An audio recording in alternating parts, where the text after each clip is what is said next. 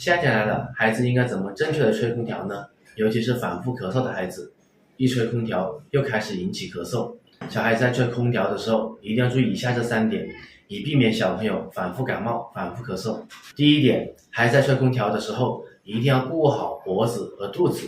也就是我们大椎、风池、风府的穴位，还有神阙的穴位，这些地方都是寒邪容易进去、风邪容易进去的地方。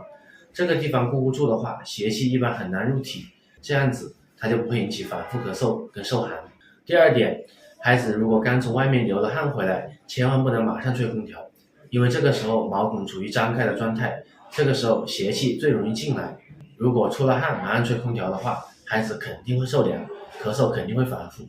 可以先在家里面待个15分钟到20分钟，等汗收了之后再去吹空调。